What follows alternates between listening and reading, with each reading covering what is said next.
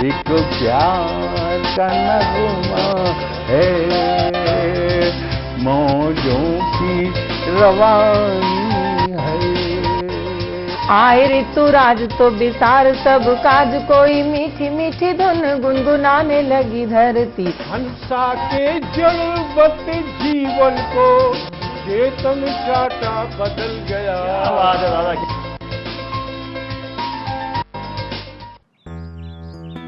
Sir, बिटिया रानी driver के साथ भाग गई। भाग गई? जी, भाग गई। अरे कोई बात नहीं, उसे तो बचपन से भागने का शौक है। सतमोला खाओ, कुछ भी पचाओ।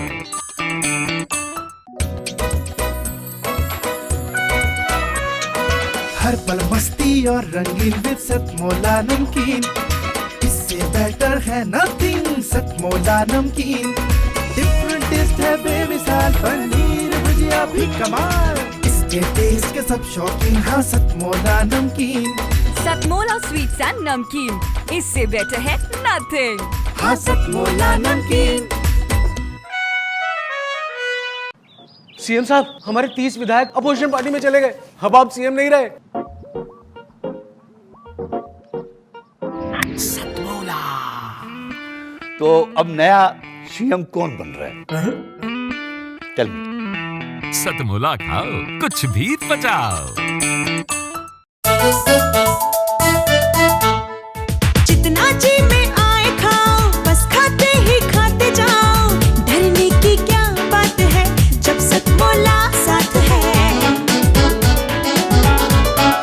टेस्ट है इसका सबसे निराला, हर दिल पर जादू कर डाला।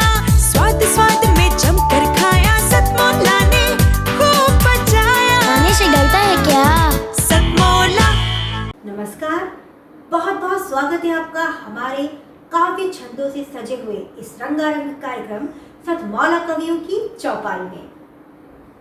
आप सभी के स्नेह और आशीर्वाद से हमारे कार्यक्रम सतत 17 वर्षों से जारी है और आशा करते हैं आगे भी आप हमारा उत्साह इसी तरह बढ़ाते रहेंगे। बहुत ही खुशी की बात है कि सतमौला ग्रुप के चेयरमैन श्री अनिल कुमार जी मित्तल भी हमारे साथ जुड़े रहे हैं। तो आइए शुरुआत करते हैं आज के कार्यक्रम की। सबसे पहले मैं बुलाना चाहूंगी वरिष्ठ और ख्याति प्राप्त रचनाकारा डॉक्टर रुचि चतुर्वेदी जी को, जो कि मैथ्स की प्रोफेसर भी हैं, और मैं इन्हें बुलाना चाहूंगी इन्हीं के द्वारा रचित पंक्तियों से, जो कहीं ना कहीं डॉक्टर रुचि को परिभाषित भी करती हैं।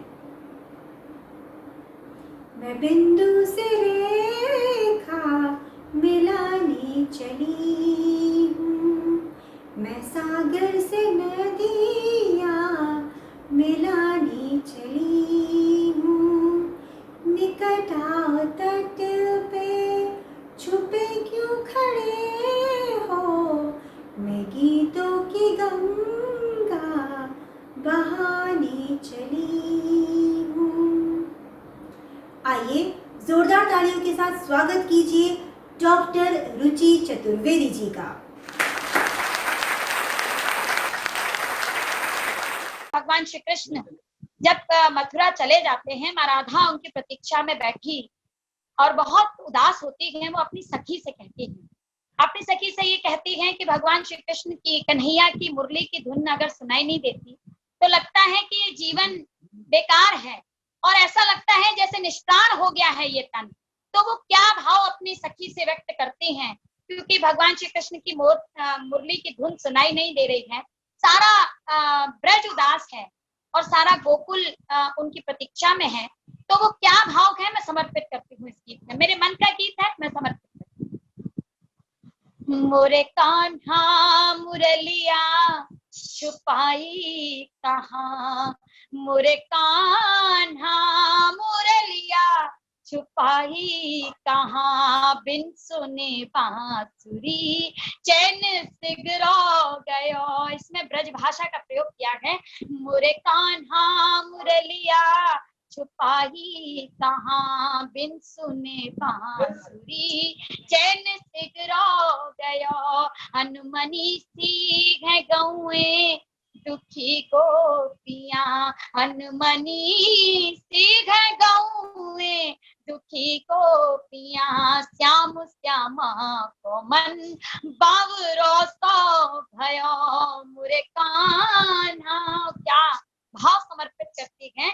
बिन सुने कोई सरगम न सूरज दिखे, बिन सुने कोई सरगम न सूरज दिखे, भोर वेणु बिना धरी सी रहे, तान सुनिबे को आतुर मयूरी फिरे, तान सुनिबे को आतुर मयूरी फिरे, भानुजा या मुरलिया की धुन पे बगे, नींद आवे न चैना मिले का कहूँ, नींद आवे न चैना मिले का कहूँ, या विरज ने नींदी कबर ले लयो, मुरे कान्हा मुरलिया छुपाई कहाँ, बिन सुने बांसुरी चैन सिगरो गयो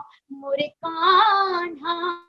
और कहते कहते रो देती हैं, अश्रु की धार नैनों से बह निकलती है। और तब क्या भाव कहती हैं कि जीने की भी इच्छा नहीं है। सांस चली बे को हमसे मना कर रही, सांस चली बे को हमसे मना कर रही, तुम्हारी राधा बिना श्याम के कछु नहीं, धार नैनन से बही बे लगी कान कही, बोल बोले जिया पिया मिलेंगे यही, कान राधा है राधा कन्हैया भले, कान राधा है राधा कन्हैया भले, प्राण को गीत राधा कन्हैया दयो, कान राधा है राधा कन्हैया भले, प्राण को गीत राधा कन्हैया दयो, मुरे कान्हा मुरलिया छुपाई कहाँ, बिन सुने बांसुरी चैन सिगरो गया। डॉक्टर रुचि चतुर्वेदी जी की अद्भुत प्रस्तुति के बाद अब मैं बुलाना चाहूंगी जाने माने हास्य कवि सबरस मुरसानी जी को। एक वो समय भी था जब सबरस जी नवोदित कवि थे और सतमौला कवियों की चौपाल के साथ नवांकुर कवि के रूप में जुड़े थे। और अब सबरस जी बहुत सारे मंचों की शोभा बढ़ा चुके हैं। उनकी हास्य रचनाएं देश और दुनिया में अपनी पहचान बना चुकी हैं। तो आइए जोरदार तालियों के साथ स्वागत कीजिए ऐसे सुविख्यात कवि सबरस मुरसानी जी का। बार बार घूरे मुझे एक मेला मंच पे, मैंने कहा देवी जी बीमारी तुमको कैसी है। वो मुझे बार बार घूरी माइक पर कि बार बार घूरे मुझे एक मेला मंच पे, मैंने कहा देवी जी बीमारी तुमको कैसी है। हंसो नहीं बिल्कुल ताली भी बजाओ नहीं, हंसो नहीं बिल्कुल ताली भी बजाओ नहीं, मेरी कविता की कर दी तुमने ऐसी तैसी है। हंसो नहीं बिल्कुल ताली भी बजाओ नहीं, मेरी कविता की कर दी तुमने ऐसी तैसी है। महिला बोली देख तुझे गुस्सा मुझे आ रहा है, महिला बोली देख तुझे गुस्सा मुझे आ रहा है, पर क्या करूं मेरी तकदीर ऐसी है, पर क्या करूं मेरी तकदीर ऐसी है। मन करता है दो चार हाथ धर दूं, मन करता है दो चार हाथ धर दूं, क्योंकि ये सूरत तेरी मेरी सास जैसी है। मन करता है दो चार हाथ धर दूं, क्योंकि तेरी सूरत ये मेरी सास जैसी है, क्योंकि तेरी सूरत ये मेरी सास जैसी है।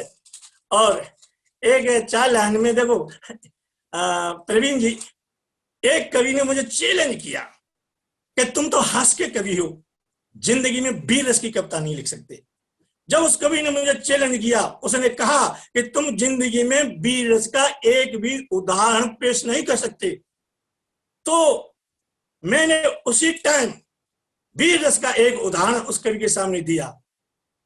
मैंने एक उदाहरण लिखा वीर रस पर। ये वीरता होती क्या है मेरे अंदर, मैं अपनी बात बता रहा हूं कि हमारी पत्नी ने एक दिन शुरू किया हम पर बेलन घुमाना। हमारी पत्नी ने शुरू किया एक दिन हम पर बेलन घुमाना। हमारे पड़ोसियों ने चाहा हमको बचाना। हमने कहा हमें बचाने कोई मत आना। हमने कहा हमें बचाने कोई मत आना। हम अपनी जगह पर डटते रहे, पत्नी के बेलनों से खूब पिटते रहे। हम अपनी जगह पर डटते रहे, पत्नी के बेलनों से खूब पिटते रहे। इसका क्या कारण है? ये वीर रस का सबसे बड़ा उदाहरण है। ये वीर रस का सबसे बड़ा उदाहरण है। और प्रवीण जी, मैं एक गीत और आपको दे रहा हूं। देखिए, मैं हास्य का कवि हूं, लेकिन ये सतमाला कवियों की पंचायत है और सतमाला कवियों कार्यक्रम है और मेरा नाम सबरस है। तो मैं एक रस हास्य को बदल करके और मैं देशभक्ति के रस में आता हूँ, वीर रस में आता हूँ और एक छोटा सा गीत प्रस्तुत कर रहा हूँ। स्वागत। आए लड़ाकू यान देश की। हमारे देश में अभी जो दूसरे हमारे बैरी दुश्मन देश हैं, वो ये न सोचें कि हमारा हिंदुस्तान कैसा है। मैं उन्हें चैलेंज करता हूं, उन्हें चेतावनी देता हूं। आज हमारे देश में किसी की कमी नहीं है, वीरों की, सैनिकों की, ट्रकों की, तोपों की, यानों की, कोई कमी नहीं है। तब मैंने ये गीत लिखा। देखें, आए लड़ाकू यान देश की, आए लड़ाकू यान देश की, ऊंची हो गई शान हमारा भारत देश महान, हमारा भारत देश महान। आए लड़ाकू यान देश की, ऊंची हो गई शान हमारा भारत देश महान, हमारा भारत देश महान। अगला बंद है, सूरवीर हर सैनिक यहाँ का कान खोल कर सुन ले हो। सूरवीर हर सैनिक यहाँ का कान खोल कर सुन ले हो। सूरवीर हर सैनिक यहाँ का कान खोल कर सुन ले, कान खोल कर सुन ले। धोखे में तुम मत रहना, धोखे में तुम मत रहना, ओ चीन पाक नादान, हमारा भारत देश महान, हमारा भारत देश महान। आए लड़ाकू यान देश की, ऊंची हो गई शान हमारा भारत देश महान, हमारा भारत देश महान। और जो लोग हमें आंखें दिखाते हैं, जो हमें मैं क्या कहूं, जो आंखें दिखा रहे हैं ऐसे देश, उनके लिए मैं कह रहा हूं, आंख दिखाए यदि कोई हमको घूंट जहर का पी ले हो। आंख दिखाए यदि कोई हमको घूंट जहर का पी ले हो। आंख दिखाए यदि कोई हमको घूंट जहर का पी ले। जानबूझ कर नहीं डालना, जानबूझ कर नहीं डालना, तुम खतरे में जान हमारा भारत देश महान, हमारा भारत देश महान।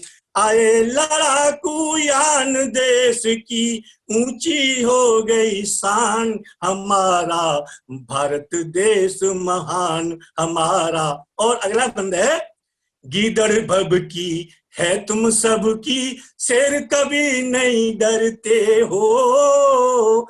गीदड़ भब की है तुम सबकी, शेर कभी नहीं डरते।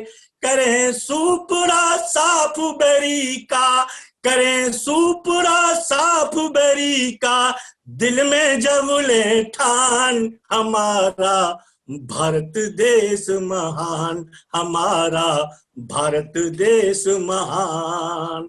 आए लड़ाकू यान देश की, आए लड़ाकू यान देश की, ऊंची हो गई शान हमारा भारत देश महान, हमारा भारत देश महान।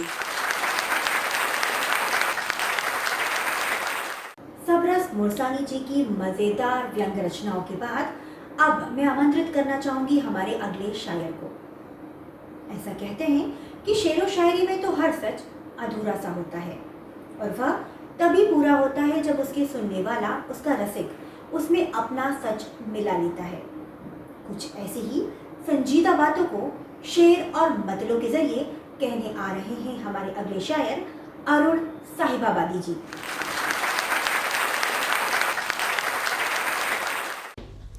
गज़ल का मतलब पेश कर रहा हूँ। मेरे आगे वो अपनी शर्म से पलकें झुकाती थी, मेरे आगे वो अपनी शर्म से पलकें झुकाती थी, मेरे आगे वो अपनी शर्म से पलकें झुकाती थी। हमारे गांव में जब भी कोई बारात आती थी, मैं किससे मिल के आया हूँ ये माँ पहचान जाती थी, मैं किससे मिल के आया हूँ ये माँ पहचान जाती थी, कि उसके जिस्म की खुशबू मेरे कपड़ों से आती थी। ज़रा सा फासला भी उसको बेहद दूर लगता था, ज़रा सा फासला भी उसको बेहद दूर लगता था। हमेशा दौड़ कर ही वो मेरे पहलू में आती थी, कभी तन्हाई में शीशे के आगे बनती थी दुल्हन, कभी तन्हाई में शीशे के आगे बनती थी दुल्हन, कभी छुप कर मेरी तस्वीर को दूल्हा बनाती थी, उसे अपनी हथेली पर न होने देती थी धुंधला, उसे अपनी हथेली पर न होने देती थी धुंधला। वो मेरे नाम के ऊपर बहुत मेहंदी लगाती थी, मैं उसको छेड़ता रहता था अक्सर इसलिए क्योंकि, मैं उसको छेड़ता रहता था अक्सर इसलिए क्योंकि वो बेहद प्यारी लगती थी उसे जब शर्म आती थी। और अब वक्त है एक अल्प विराम। जितना जी में आए खाओ, बस खाते ही खाते जाओ, डरने की क्या बात है जब सतमोला साथ है। टेस्ट है इसका सबसे निराला, हर दिल पर जादू कर डाला, स्वाद स्वाद में जमकर खाया, सतमोला ने खूब बचाया। खाने से डरता है क्या? सतमोला। सर, बिटिया रानी ड्राइवर के साथ भाग गई। भाग गई? जी, भाग गई। अरे कोई बात नहीं, उसे तो बचपन से भागने का शौक है। सतमोला खाओ, कुछ भी पचाओ।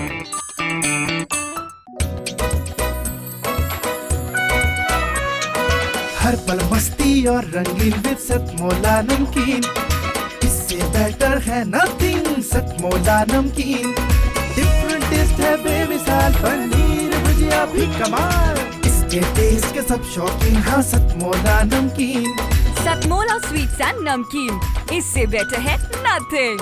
हाँ सतमोला नमकीन। सीएम साहब, हमारे 30 विधायक अपोजिशन पार्टी में चले गए। अब आप सीएम नहीं रहे। सतमोला। तो अब नया सीएम कौन बन रहा है? चल सतमोला खाओ, कुछ भी पचाओ। ब्रेक के बाद आप सभी का एक बार फिर से बहुत बहुत स्वागत और अभिनंदन है सतमौला कवियों की चौपाल में। आओ झुककर नमन करें हम उन्हें जिनके हिस्से में ये मकाम आता है। आओ झुककर नमन करें हम उन्हें जिनके हिस्से में यह मकाम आता है। बहुत खुशनसीब होते हैं वह लोग जिनका खून देश के काम आता है। ओजरस से परिपूर्ण करने वाली कुछ ऐसी ही पंक्तियों को लेकर आ रहे हैं हमारे अगले कवि भुवनेश जी सिंघल दिल्ली से। सर्वप्रथम आप सबकी उपस्थिति को प्रणाम निवेदित करता हूं और प्रवीण आर्य जी के इस सार्थक प्रयास को, सुंदर प्रयास को साधुवाद देता हूं, उनको धन्यवाद करता हूं कि एक अच्छा कार्य है वो समाज के लिए कर रहे हैं, राष्ट्र के लिए कर रहे हैं, नवोदित कवियों को जोड़ने का, उनको एक अच्छा मंच प्रदान करने का कार्य कर रहे हैं। प्रवीण भाई जी, आपको बहुत बहुत साधुवाद प्रेषित करता हूँ। काव्य पाठ को प्रारंभ करता हूँ उससे पहले भगवान श्री राम के चरणों में 4 पंक्तियां निवेदित करता हूँ। भगवान राम, हमारे आराध्य भगवान श्री राम, ये वो ऐतिहासिक वर्ष जब भगवान श्री राम जी के जन्म स्थली के मंदिर का निर्माण हो रहा है। सत्ता को साधुवाद देता हूँ, सरकार को साधुवाद देता हूँ कि उन्होंने एक महान कार्य को यहाँ पर हम सबके बीच में किया है। ऐसी सरकार होनी चाहिए। 4 पंक्तियां भगवान श्री राम के चरणों में निवेदित करता हूँ क्योंकि ये वर्ष 2020 हमारे लिए एक ऐतिहासिक वर्ष है, हमारी आस्था का वर्ष है, हमारी संस्कृति का वर्ष है। भगवान श्री राम के चरणों में 4 पंक्तियां देखिए काव्य पाठ प्रारंभ करता हूं कि राम के दीवाने बनो, राम के दीवाने बनो, प्रेम के खजाने बनो, राम राम राम राम राम गुण गाइए। राम के दीवाने बनो, प्रेम के खजाने बनो, राम राम राम राम राम गुण गाइए। दिलों में बसा के राम, होठों पे सजा के नाम, जीवा में मधुरता के स्वाद को जगाइए और फिर देखो मेरे राम कर देंगे सारे काम। एक बार राम जी का ध्यान तो लगाइए, एक बार राम जी का ध्यान तो लगाइए और सबकी है शान राम, मेरे भगवान राम, राम जी का काज यही राम राज लाइए। राम जी का काज यही राम राज लाइए। हमारे बीच में सबरस मुरसानी जी है, मैं उनकी उपस्थिति को प्रणाम निवेदित करता हूँ। संजय कुमार गिरी जी है, उनकी उपस्थिति को प्रणाम निवेदित करता हूँ। संजय सूर्यम जी हमारे बीच हैं, उनको भी प्रणाम निवेदित करता हूँ। सभी जो भी अग्रज यहाँ पर जुड़े हुए हैं सभी की उपस्थिति को प्रणाम निवेदित करता हूँ कि जब मैंने राम राज्य की बात की, ये राम राज्य आएगा कैसे? राम राज्य से कविता भर से नहीं आ जाने वाला, कह देने भर से नहीं आ जाने वाला। इसके लिए हमको सदैव समर्पण की भावना रखनी होगी। समर्पण कैसा होना चाहिए? समर्पण होना चाहिए भगत सिंह जैसा, देश के क्रांतिकारियों जैसा, सुभाष जैसा, तब शायद हम इस देश के अंदर राम राज्य को ला पाएंगे।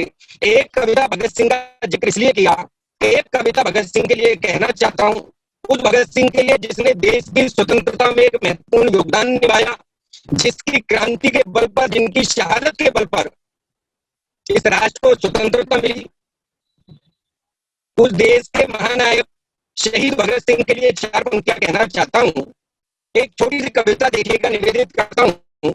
भगत सिंह और उनकी मां का संवाद आपस में चल रहा है। वीरता की परिभाषा यदि समझनी हो तो भगत सिंह का जीवन पढ़िएगा, देखिएगा कि भगत सिंह ने अपने जीवन काल में क्या कार्य किए। शायद कहीं हमारी पीढ़ी को प्रेरणा मिलेगी, हमारे आने वाली पीढ़ी को प्रेरणा मिलेगी। इसी प्रेरणा का आधार बनाते हुए कविता भगत सिंह के लिए कहता हूँ। भगत सिंह और उनकी मां का संवाद। एक बार की बात भगत सिंह अपनी माता से बोला, एक बार की बात भगत सिंह अपनी माता से बोला, मात भारती की सेवा में दिल ये मेरा है डोला, भारत मां पर संकट है गोरों की काली दृष्टि है, भारत मां पर संकट है गोरों की काली दृष्टि है, तार तार है अचल मां का गम की ओलावृष्टि है, दे मुझको आशीष यही मां भारत मां को बचा सकूं, संकट भारत का हरने को गर्दन हंस के कटा सकूं, और दर्द में होगा मुझे मौत का मस्तक मेरा झूम जरा, दे मुस्का कर मुझे विदाई हंसकर पगली झूम जरा, और वीरों का इतिहास पढ़ूंगा बातें सुन ले सच्ची तू, और कोख तेरी मां पूजित होगी है बस सबसे अच्छी तू,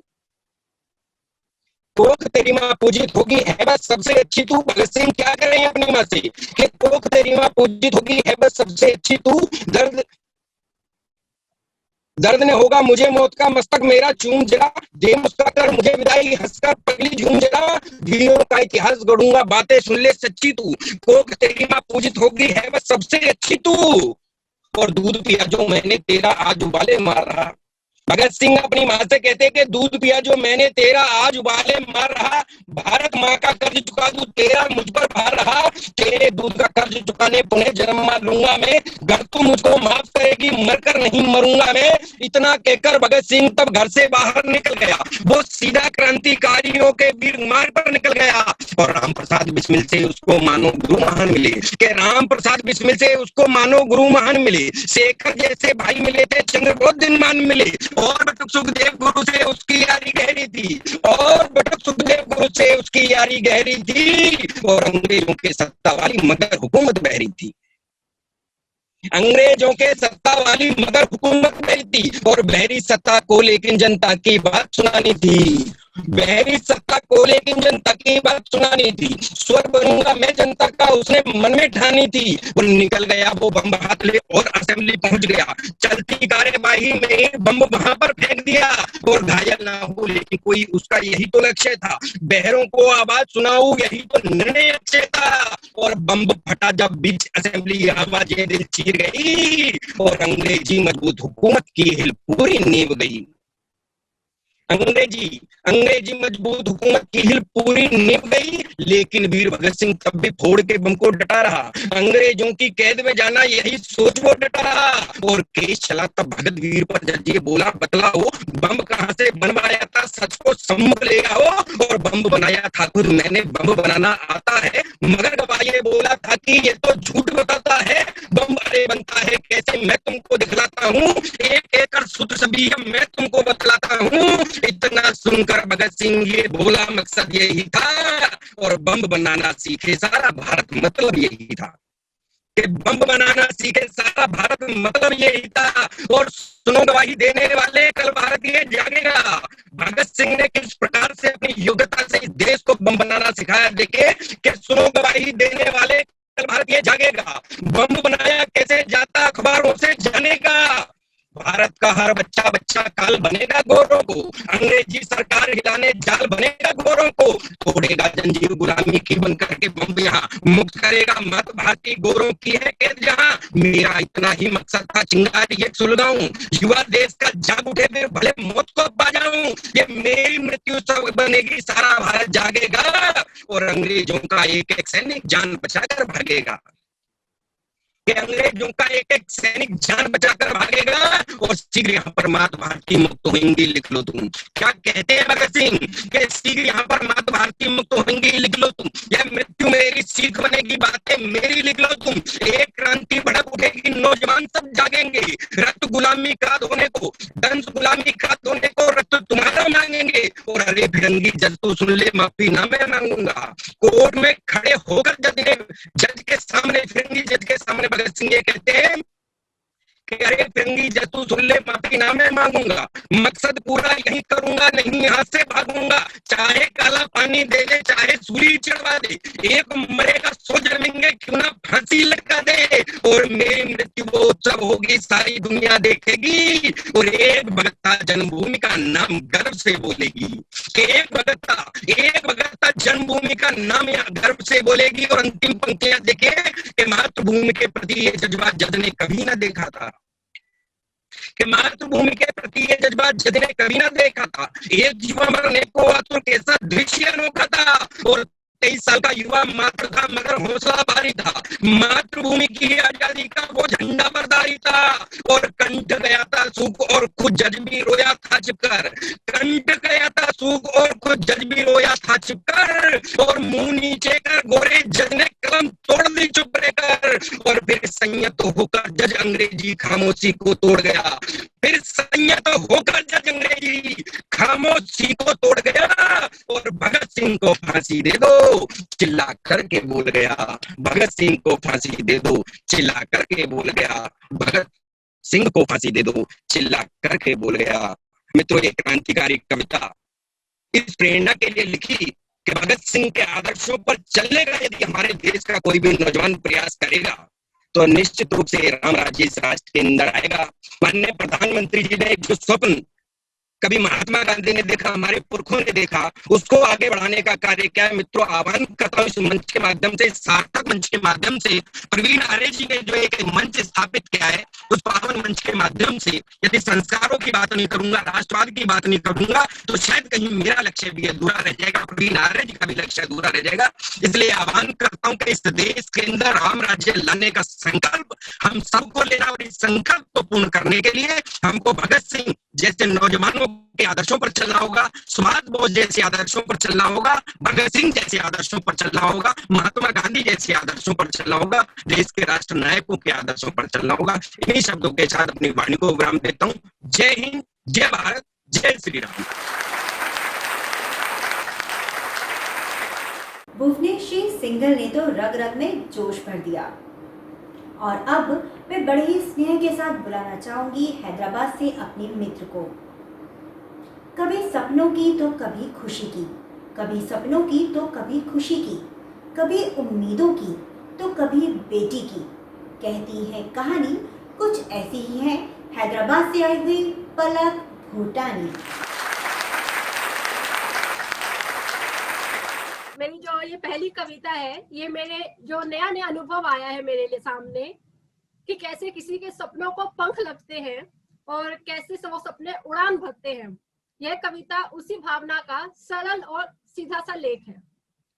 आज दे दे अपने पंखों सपनों को पंख, रख दे अरमान अपने आसमान तक, ये दिन ना आएगा दोबारा, इस लम्हे पर अपनी उम्मीदें रख, ये समय ना आएगा मुड़ के, ना आएगा ये ख्याल दोबारा, अभी आया है अभी से तैयारी कर, ये मन है शैतान का घर, इस पर भरोसा ना कर, ये पल में बदल जाएगा, इसे आज अभी कैद कर। आज चित भी तेरी पट भी तेरी, इस पल का तू राजा है, ये लम्हा ये पल कब बदल जाएगा, इस पर विश्वास न कर, ये मन है शैतान का घर, इसका तू एतबार न कर। सपने पूरे करने का मौका सबको मिलता नहीं, किसी की मत सोच, आज बस दिल की कर, ये मन है शैतान का, इसका तू एतबार न कर। अनूठा निराला अंदाज है तेरा, इस अंदाज को अनदेखा ना कर, ये वक्त की माया है प्यारे, इसका विश्वास न कर, ये किसी का भी सगा नहीं, इसके गुजरने का इंतजार न कर।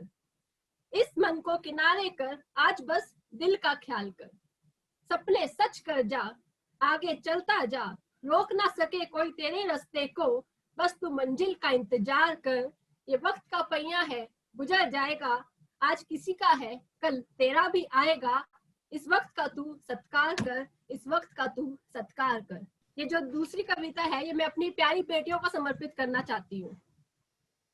कभी बेटी दिवस, कभी डॉटर्स डे, कभी मातृ दिवस, महिला दिवस, हम इनको याद तो कर लेते हैं, लेकिन वास्तव में जीवन में क्या बदलाव लाती है बेटियां, हम उस पर विचार कम ही करते हैं। बहुत कुछ लिखा गया है बेटियों के लिए, माँ बाप के लिए, भाई बहन के लिए, फिर भी अल्फाज कम पड़ जाते हैं। जानते हैं क्यों? क्योंकि कुछ सीमित शब्दों में हम इन्हें बयां नहीं कर सकते। ये वो रिश्ते हैं जिन्हें हम गवा नहीं कर सकते। आइए अब बेटियों की तरफ चलते हैं।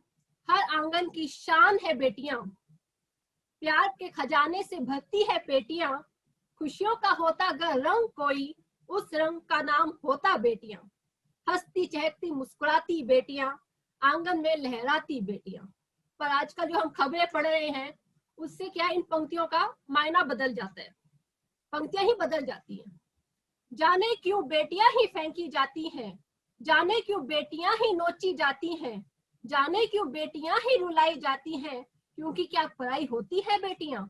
बेटी ही लक्ष्मी, बेटी ही दुर्गा, सरस्वती भी है बेटियां, जाने फिर भी क्यों सताई जाती है बेटियां। चाहे दिल्ली, चाहे हैदराबाद, चाहे हाथरस की हो बेटियां, रात के अंधेरे में ही जला दी जाती है बेटियां। बेटी बचाओ बेटी पढ़ाओ का नारा व्यर्थ लगता है, अपराध के आगे आज सबका ईमान बिकता है। सिर्फ चौका चूल्हा ही नहीं संभालती, परिवार भी संभालती है बेटियां। अरे एक बार पढ़ाकर तो देखिए, परिवार का नाम भी रोशन करती है बेटियां। बेड़ियों में ना बांधो इन्हें, खुला आसमान दो इन्हें खिलने के लिए। बेटियों में ही बसता है कुल का निशान, आज बेटी रहेगी तो कल रहेगा ये जहान। जिस घर में है बेटी, उस घर में बसते हैं भगवान। बेटी ही अरदास हमारी, बेटी ही आजान, बेटी ही अरदास हमारी, बेटी ही आजान। धन्यवाद।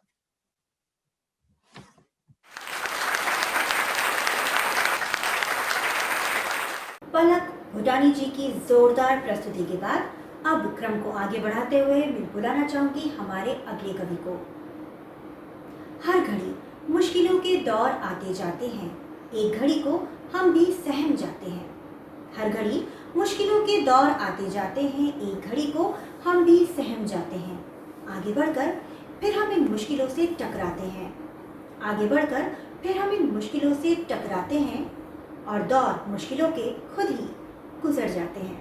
कुछ ऐसी ही गंभीर और आशावादी पंक्तियों के साथ आ रहे हैं हमारे अगले कवि प्रवीण जी ढींगरा।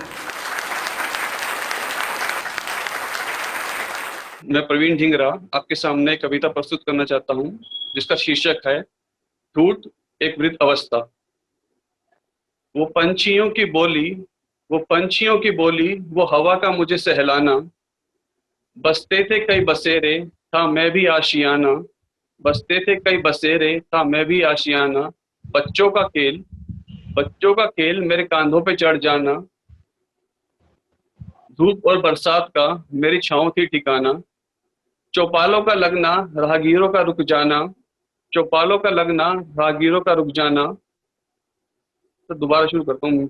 दोबारा शुरू। नमस्कार, मैं प्रवीण ढींगरा आपके सामने एक कविता प्रस्तुत करना चाहता हूँ, जिसका शीर्षक है ठूठ एक वृद्ध अवस्था। वो पंछियों की बोली, वो हवा का मुझे सहलाना। वो पंछियों की बोली, वो हवा का मुझे सहलाना। बसते थे कई बसेरे, था मैं भी आशियाना। बसते थे कई बसेरे, था मैं भी आशियाना। चौपालों का लगना, राहगीरों का रुक जाना।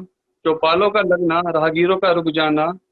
धूप और बरसात का मेरी छाँव थी ठिकाना।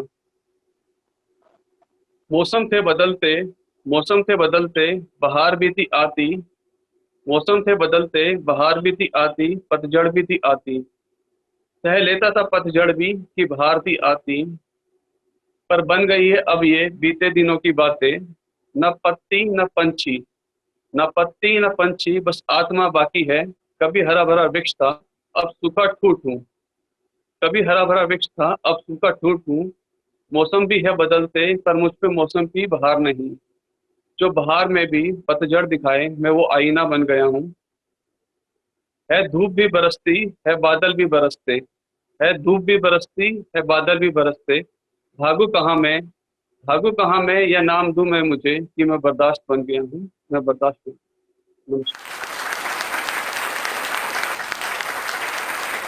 हंसता हुआ चेहरा आपकी शान बढ़ाता है, लेकिन हंसकर किया हुआ कार्य आपकी पहचान बढ़ाता है। जी हाँ, हंसना तो बेहद जरूरी है।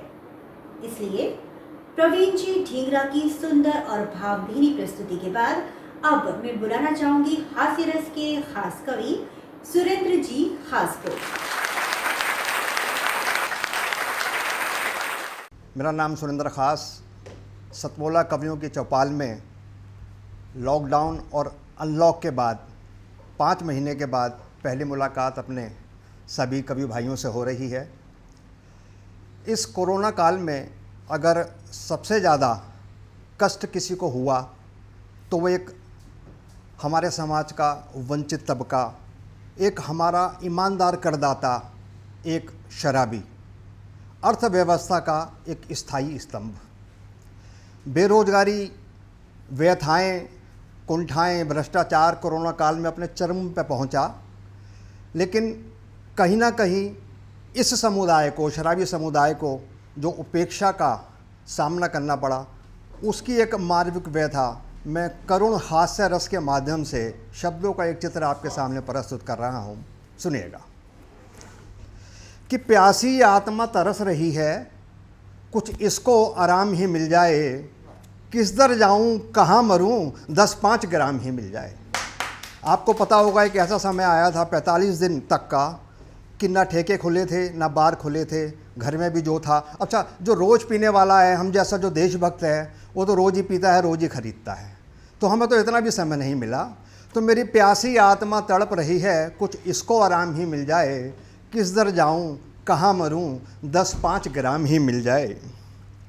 अरे 150, अच्छा मुझको मेरे कर्मों की सज़ा मिली, वो क्यों? जब पैसा था मेरे पास तो 150 ग्राम तो यूं ही बोतल में छोड़ देता था मैं, 150 ग्राम तो यूं ही बोतल में छोड़ देता था मैं। कभी कभी गुस्से में पूरी बोतल ही तोड़ देता था मैं। मंगल शनि नवरात्र श्राद्ध का मैंने ना परहेज किया, जेठ दोपहरी ब्रह्म काल में व्रत ही तोड़ लेता था मैं, जेठ दोपहरी ब्रह्म काल में व्रत ही तोड़ लेता था मैं। सच्चे मित्रों कसम है तुमको, एक आध जाम ही मिल जाए। किस दर जाऊं कहाँ मरूं, 10-5 ग्राम ही मिल जाए। अच्छा, असली मित्र की पहचान जो है वो संकट काल में होती है। मैंने भी अपने कई दोस्तों से संपर्क किया कि भाई मेरी इस व्यथा को दूर करो, जो शौक़ मुझे है, लेकिन कोई काम नहीं आया सर। मेरा सारा किया कराया ख़राब रहा। कैसे कि कुछ मित्रों ने इसके नाम से आंखें अपनी फेर ली, कुछ मित्रों ने इसके नाम से आंखें अपनी फेर ली। साथ जिएंगे साथ मरेंगे आंखें अपनी तरेर ली। भाई भतीजे साले साड़ू सबने ही मुझसे भेद किया, और जिस टेबल पे साथ पिए थे सबने ही उसमें छेद किया। अरे मरहम की तरह मालिश कर लूँ, मरहम की तरह मालिश कर लूँ, अरे जोड़ों को आराम ही मिल जाए। किस दर जाऊँ कहाँ मरूँ, 10-5 ग्राम ही मिल जाए। एक मित्र कहता था मुझसे, एक मित्र कहता था कि बोतलें बार में मेरे लगी हुई हैं, देसी विदेशी स्कॉच बोतलें डबल बेड में लगी हुई हैं। बुरे वक्त में दोस्ती का कोई लोन नहीं चुकाया उसने, अरे सैकड़ों फ़ोन लगाए पर फ़ोन नहीं उठाया उसने। अरे होठ चुपड़ लूँ उखड़ती सांसों को, जैसे राम ही मिल जाए। किस दर जाऊं कहाँ मरूं, 10-5 ग्राम ही मिल जाए। अच्छा, वाइन विस्की ठर्रा रम स्कॉच विदेशी ले लूँगा, वाइन विदेशी ठर्रा रम स्कॉच विदेशी ले लूँगा। जिन बोध का बियर चैंपियन चाहे हो देसी ले लूँगा। और प्रिंट रेट से डबल में दे दो, इतना भी कर सकता हूँ। एक बोतल देकर 2 ले लेना, सौदा भी कर सकता हूँ। और दिल में जिसके दया धर्म हो, कोई ऐसा धाम ही मिल जाए। किस दर जाऊँ कहाँ मरूँ, 10-5 ग्राम ही मिल जाए। लेकिन सब निराशा, चाहूँ और निराशा। किसी ने कहा कि बिना पिए अगर मरने की गुंजाइश हो जाए तो अपने नज़दीक के थाने में से पता कर लो, क्या पता वहाँ तुम्हें कुछ ले दे करके मिल जाए। तो आदत से मजबूर ये मुखड़ा अश्रुधार से धोया मैं, आदत से मजबूर था ये मुखड़ा अश्रुधार से धोया मैं। थाने पहुँचा अपना दुखड़ा हवलदार से रोया मैं। अरे बोतल देकर थानेदार ने मेरी सोच का नक्शा सुधार दिया, और उस डायलॉग के डंडे ने मेरा सारा नशा उतार दिया। एक डायलॉग के डंडे ने मेरा सारा नशा उतार दिया। वो बोला, देखिए डॉक्टर और पुलिस इस कोरोना काल में सबसे ज़्यादा मेहनत और ईमानदारी से अगर किसी ने काम किया तो ये 2 समुदाय थे, और जितनी भी तारीफ़ की जाए वो कम है। तो वो बोला, पुलिस वाला हवलदार मुझसे बोला कि भाई तुम तो घर में बच्चों के संग बैठ के रोटी खाते हो, तुम तो घर में बच्चों के संग बैठ के रोटी खाते हो, दारू पीकर यार दोस्त संग बैठ के रोटी खाते हो। हम बीवी बच्चों से कब मिले, सच कहें तो हमको याद नहीं, और घर आंगन रोटी तरस रहे पर चेहरे पे फरियाद नहीं। घर आंगन रोटी तरस रहे पर चेहरे पे फरियाद नहीं। अब सभ्य नागरिक बन जाओ, माँ भारती का कर्ज चुकाओ तुम। पीना छोड़ो, बस घर में रहकर अपना फ़र्ज निभाओ तुम, अपना फ़र्ज निभाओ तुम, अपना फ़र्ज निभाओ तुम। बहुत बहुत धन्यवाद, बहुत बहुत शुक्रिया। आशा करते हैं आपको हमारे कार्यक्रम जरूर पसंद आया होगा। आपकी प्रतिक्रियाएं, आपके फीडबैक स्क्रॉल पर चल रहे हमारे फ़ोन नंबर्स पर संपर्क करके हमें ज़रूर बताएं। और यदि आप हमारे उन श्रोताओं में से हैं जो कहना जानते हैं गीत, गज़ल, छंद या फिर कविता, वो हमें संपर्क कर सकते हैं हमारे इन फ़ोन नंबर्स पर 9711182183 और 8281520046। तो फिर देर किस बात की, आज ही हमें फ़ोन कीजिए और बनिए सदस्य, आजीवन सदस्य हमारे इस सतमौला कवियों की चौपाल के। इसी के साथ हमारे कार्यक्रम यही संपन्न होता है। अगले कार्यक्रम में आपसे फिर भेंट होगी, तब तक के लिए नमस्कार। नमस्कार दोस्तों, मैं अनिल मित्तल, चेयरमैन सतमौला ग्रुप। मैं जैसे आप सब लोग जानते हैं कि 2004 के अंदर मैंने सतमौला कवियों की चौपाल आरंभ करा परवीन आर्य के साथ मिलके। तो हमारा उद्देश्य दोस्तों यही था कि जो आज ये काव्य पाठ है, जो ये बुद्धिजीवी वर्ग जो ये सुंदर काव्य पाठ हम लोग करते हैं, तो वो धीरे धीरे आज के ज़माने में लुप्त ना होता जाए। जो आज मॉडर्नाइजेशन चल रहा है, जितना टीवी पे हम और भी चीज़ें बढ़ती जा रही हैं, तो ये ना हो कि हमारी पुरानी जो ये एक संस्कार थे, पुरानी सभ्यता थी, कविता पाठ था, वो धीरे धीरे ये लुप्त होता जा रहा था। तो इसीलिए हम दोनों ने मिलकर 2004 के अंदर सतमौला की कवियों की चौपाल आरंभ करी, जिसके अंदर हम ऐसा प्लेटफॉर्म देते रहे हैं जिसके अंदर नए से नए कवि जो भी कवि काव्य पाठ उसमें करना चाहे उसका स्वागत करते हैं हम लोग, उन्हें मौका देते हैं नए नए कवियों को। और आप लोगों से यही निवेदन है कि जो भी चाहे आप पहली बार काव्य पाठ करते हैं तो आप सतमौला कवियों की चौपाल के प्लेटफॉर्म पर आएँ, आप लोगों का स्वागत है। उसके अंदर आप अपनी मौलिक कविताओं को सुनाएं, उनके अंदर जो भी कमी होगी तो हमारे पुराने जो एक्सपीरियंस कवि हैं वो उनको सुधारेंगे और आपको और इम्प्रूव करने की कोशिश करेंगे। आपसे निवेदन है कि सतमौला कवियों की चौपाल में आएँ और अपना काव्य पाठ करें। सतमौला कवियों की इस चौपाल में जितने भी कवि बंधु, साहित्यकार बंधु आज यहाँ आए हैं, मैं उनका अभिवादन करता हूँ, उनको नमन करता हूँ। परवीन आर्य जी का ये जो प्रयास, सुंदर प्रयास, सतत वर्षों से चल रहा है, मैं इसका एक साक्षी हूँ।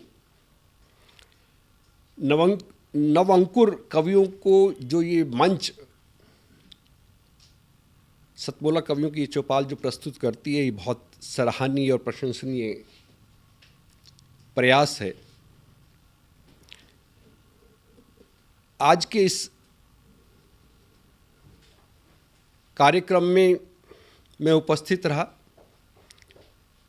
मैंने भिन्न भिन्न रसों के कवियों को सुना और अभिभूत हुआ। वीरस के कवि थे, हास्य रस के कवि थे, श्रृंगार रस के कवि थे, और इस सब रस मिलकर जो है नवरस जो उत्पन्न करते हैं हमारे जीवन में, इनका बहुत महत्व है हमारे जीवन के बीच में। परंतु मैं आज एक बात जितने भी कवि यहाँ उपस्थित हैं उनके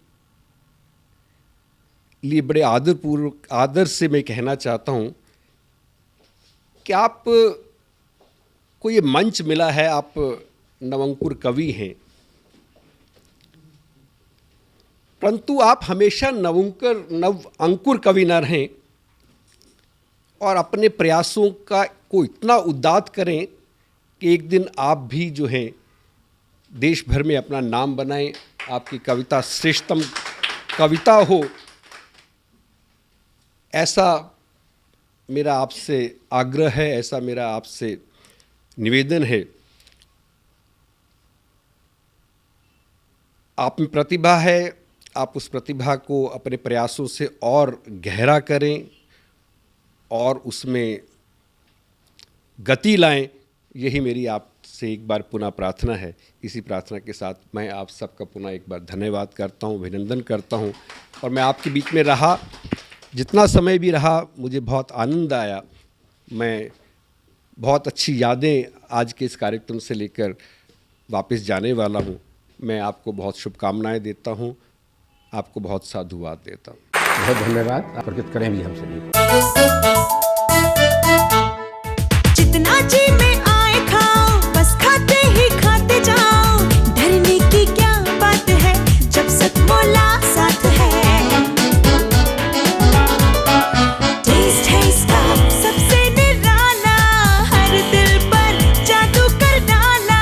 स्वाद स्वाद में जमकर खाया, सतमौला ने खूब बचाया। खाने से डलता है क्या? सतमौला। बिटिया रानी ड्राइवर के साथ भाग गई। भाग गई? जी भाग गई। अरे कोई बात नहीं, उसे तो बचपन से भागने का शौक है। सतमोला खाओ, कुछ भी पचाओ।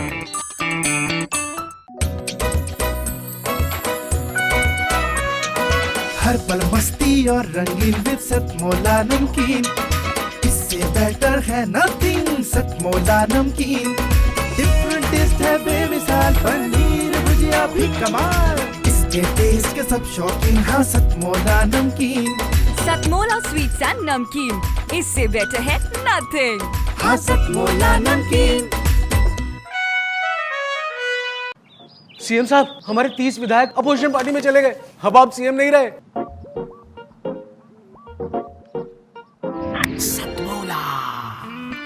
तो अब नया सीएम कौन बन रहा है? Tell me. सतमोला खाओ, कुछ भी पचाओ।